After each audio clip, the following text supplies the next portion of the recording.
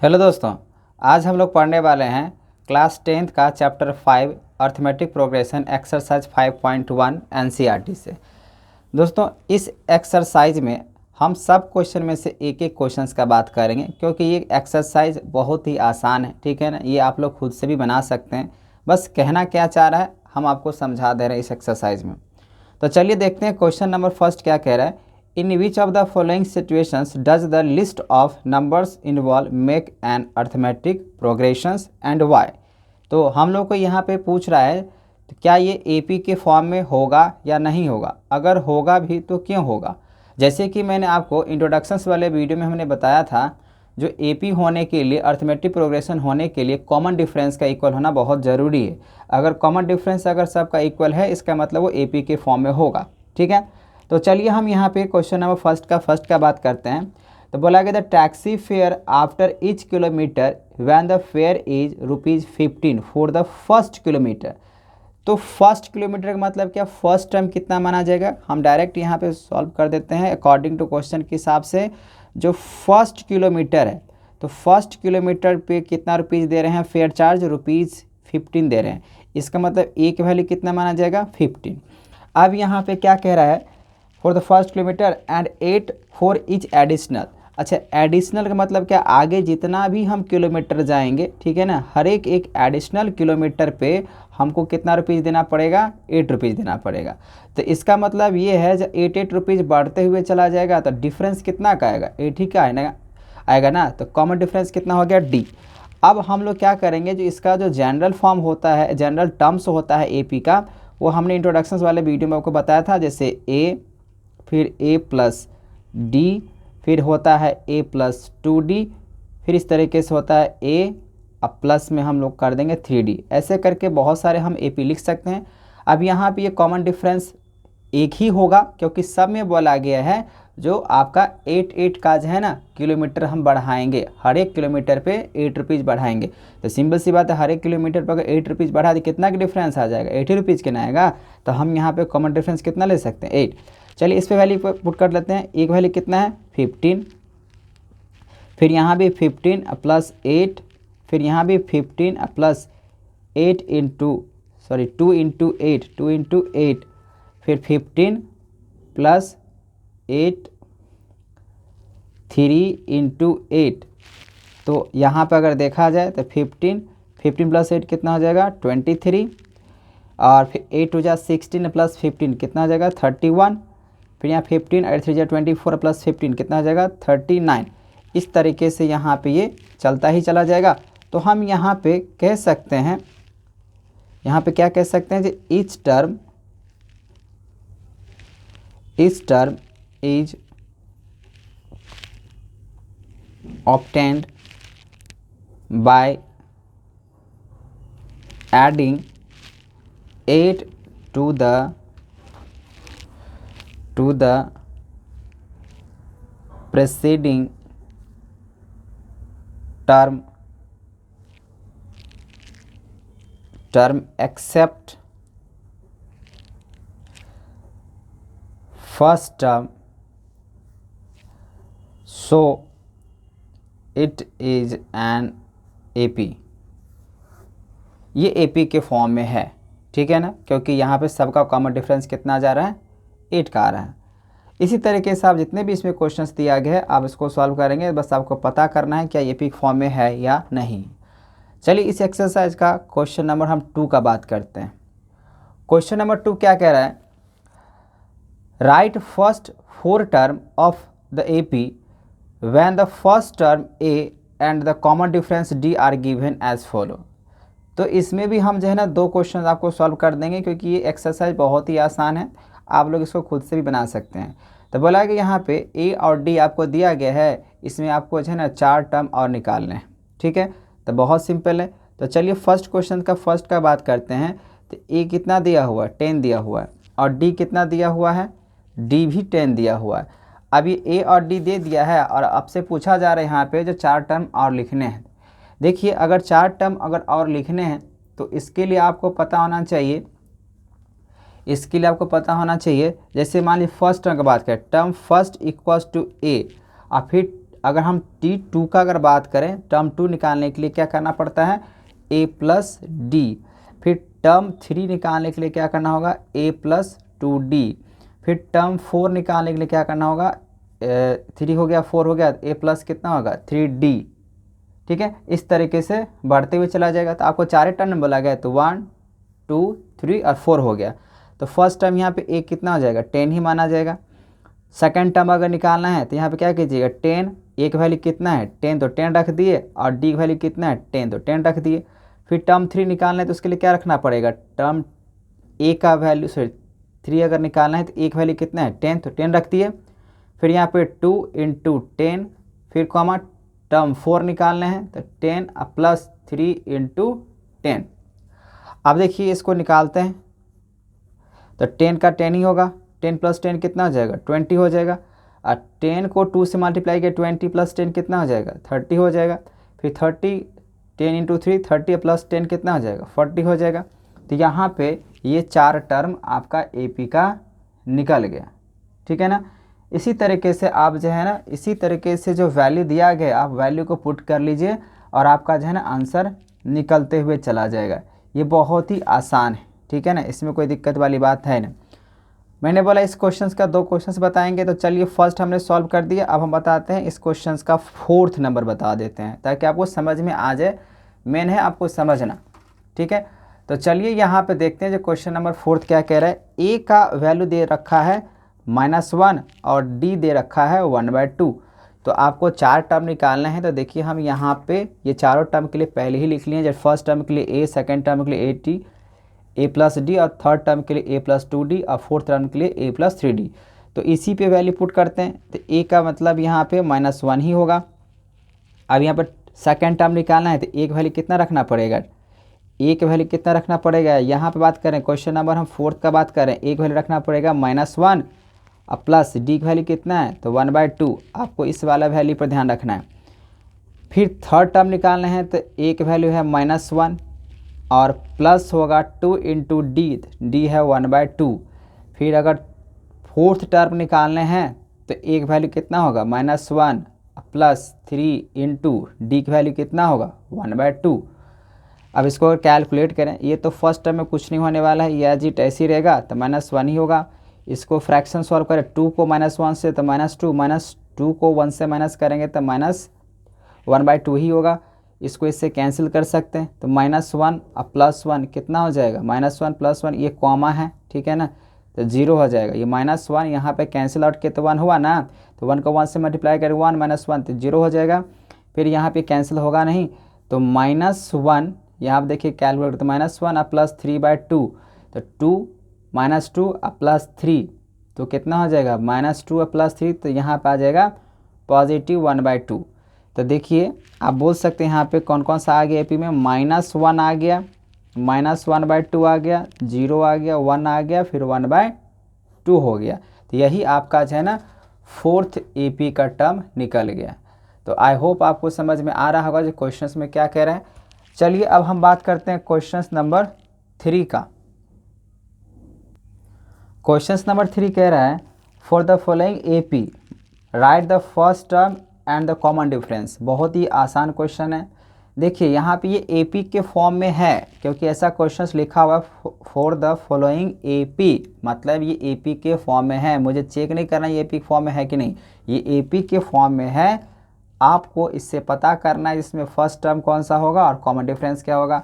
जैसे कि first question का अगर हम बात करें, फर्स्ट 3 का फर्स्ट का अगर बात करें जो दिया गया है 3, 1 -1 -3, ये AP के फॉर्म में है।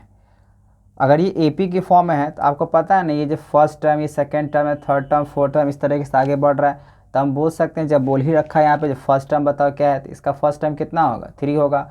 अब कॉमन डिफरेंस अगर निकालना है तो कॉमन डिफरेंस निकालने के लिए हम लोग क्या करते हैं, ये फर्स्ट टर्म है, सेकेंड टर्म है, थर्ड टर्म, फोर्थ टर्म, तो हम लोग क्या करते हैं जो नेक्स्ट टर्म होता है उससे प्रीवियस वाले टर्म को माइनस करते हैं, आगे वाले नंबर में से पीछे वाले नंबर को माइनस करते हैं। मतलब यहाँ 1 माइनस कितना आ जाएगा 3, तो कॉमन डिफरेंस कितना आ जाएगा -2।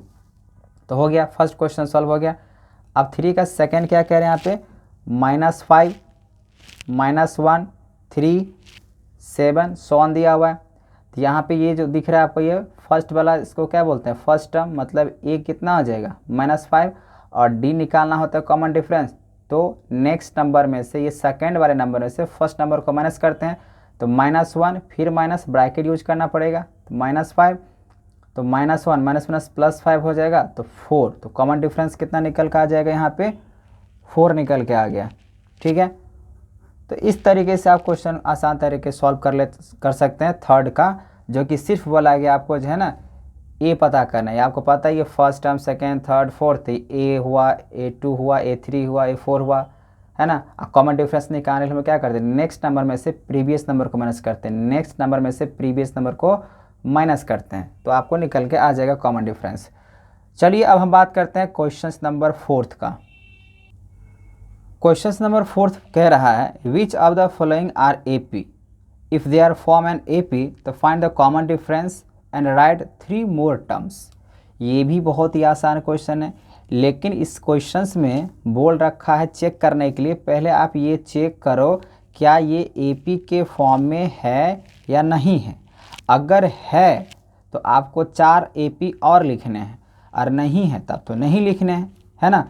तो चलिए हम इसमें से निकालते हैं ये AP है या नहीं।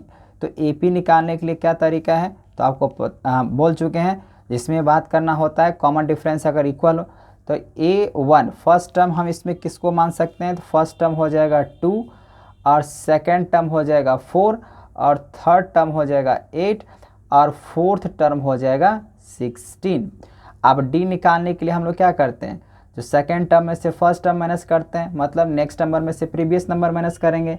तो यहाँ पे A2 4 है और A1 2 है, तो 4 माइनस क्या हो जाएगा 2, तो D की वैल्यू यहाँ पे कितना आया 2। अच्छा क्या है ना, आपको सबको चेक करना है, एक ही चेक करके नहीं छोड़ देना है, क्योंकि आपको AP पता करना है AP फॉर्म में है या नहीं है, तो आपको सारे चेक करना होगा।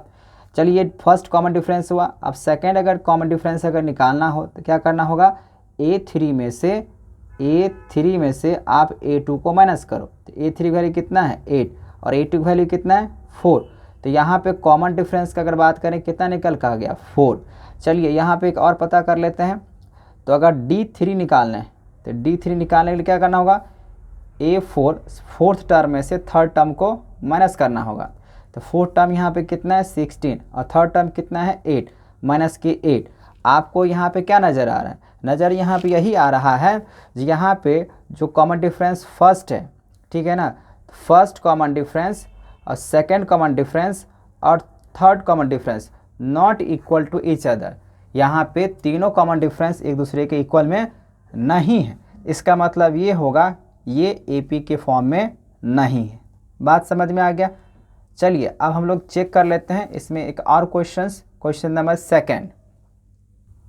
सेकेंड क्वेश्चंस में इसको हम मान लेते हैं फर्स्ट टर्म 2 दिया गया है, सेकेंड टर्म 5/2 हुआ, और थर्ड टर्म को मान लेते हैं यहाँ पे 3, और फोर्थ टर्म को अगर हम बात करें तो मान लेते हैं ये है 7/2।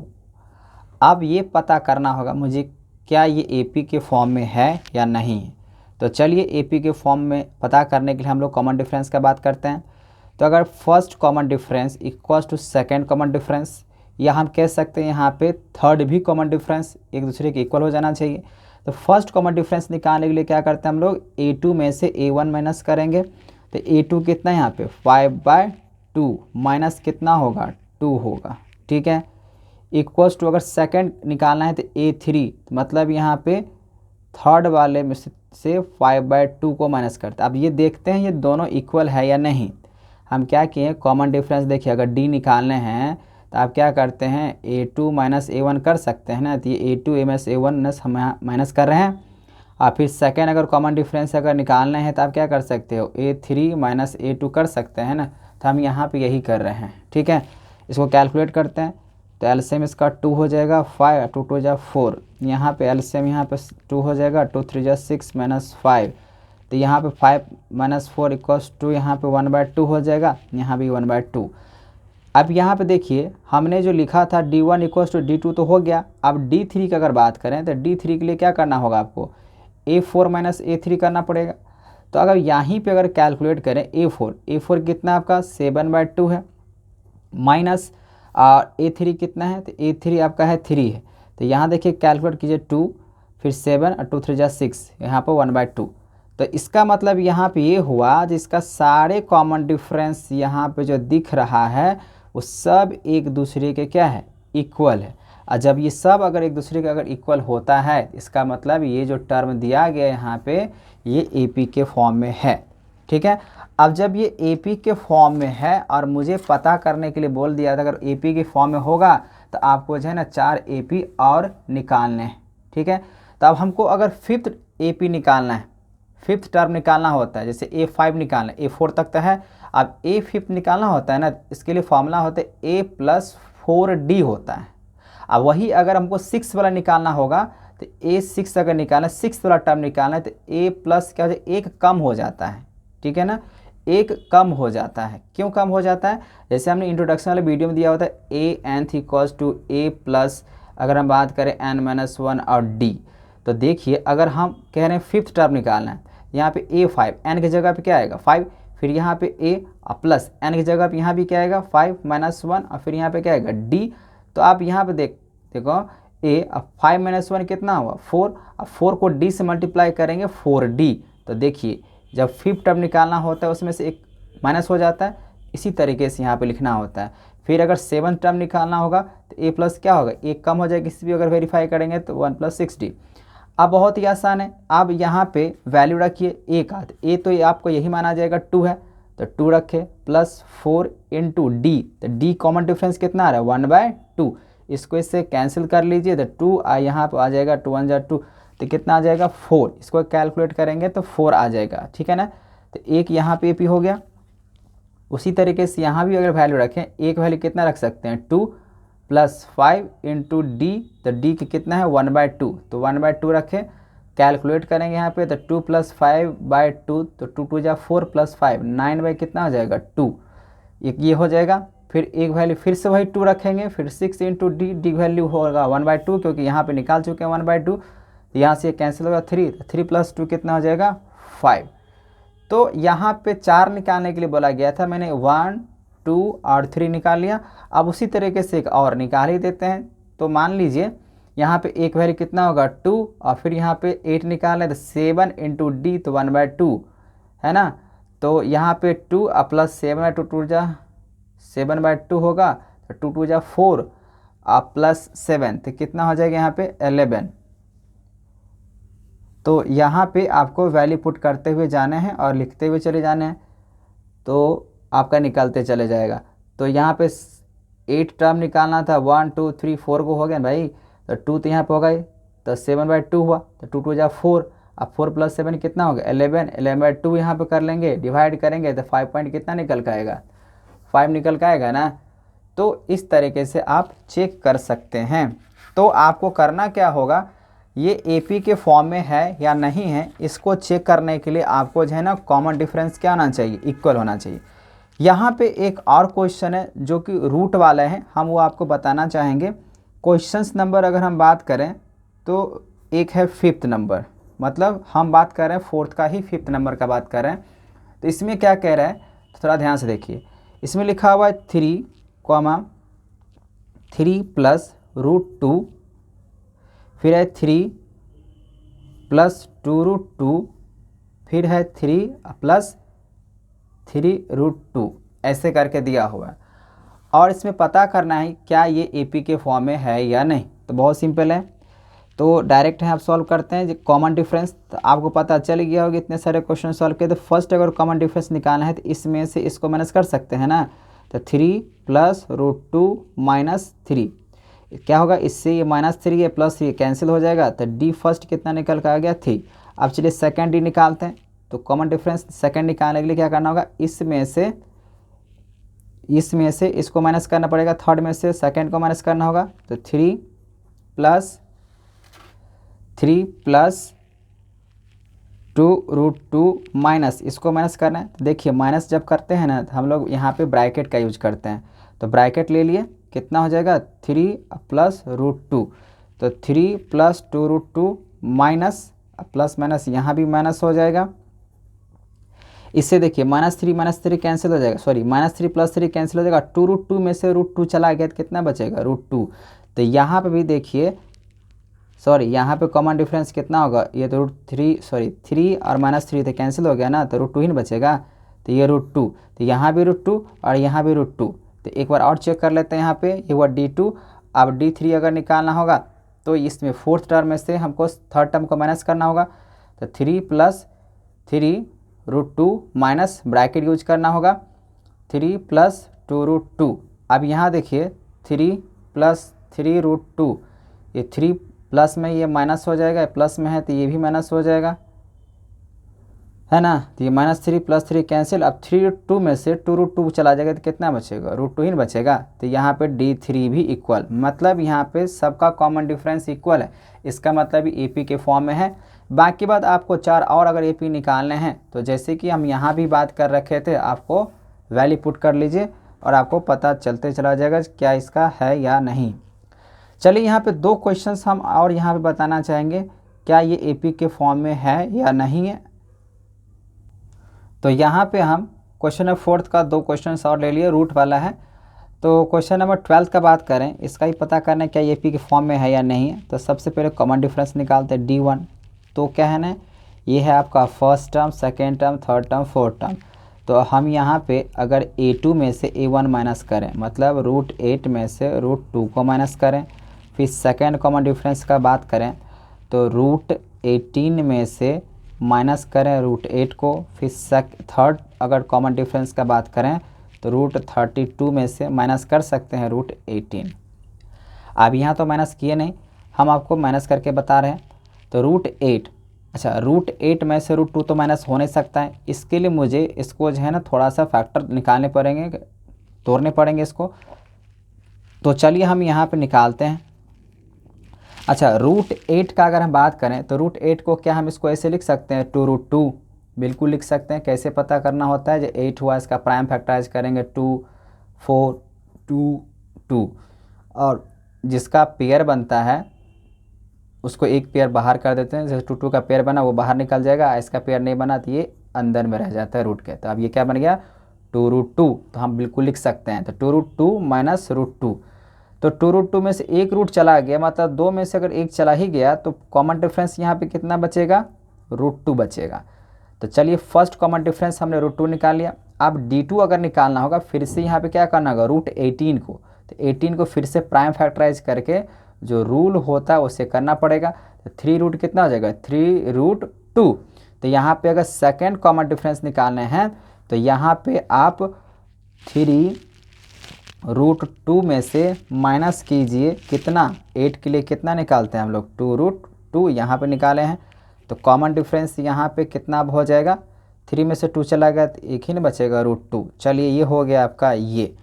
अब थर्ड अगर कॉमन डिफरेंस निकालने हैं, यहाँ पे देखिए तो √32 को, तो √32 को हम कैसे लिख सकते हैं, तो 4√2 लिख सकते हैं, माइनस √18 का हम अभी निकाल चुके थे यहाँ पे जो कि 3√2 था। अब इसमें से 4 में से 3 को माइनस करेंगे तो कितना निकल कर आएगा √2।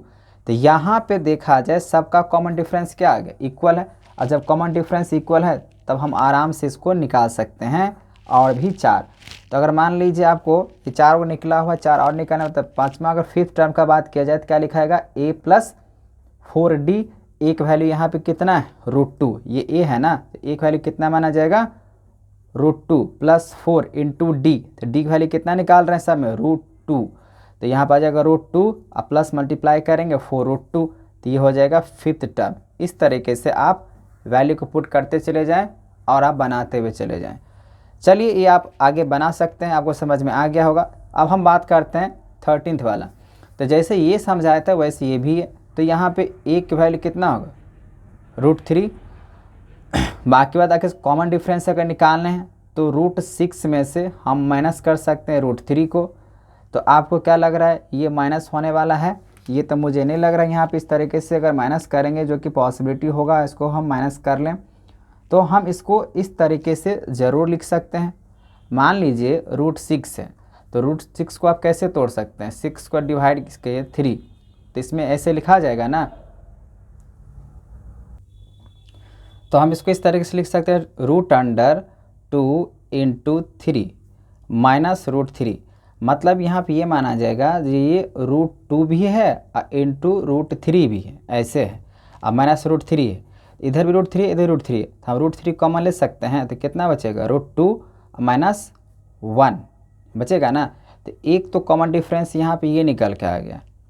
अब सेकेंड अगर कॉमन डिफरेंस अगर निकालते हैं तो क्या करना होगा, √9 माइनस √6। अच्छा आपको पता है 9 का स्क्वायर रूट कितना हो सकता है, 3 हो सकता है।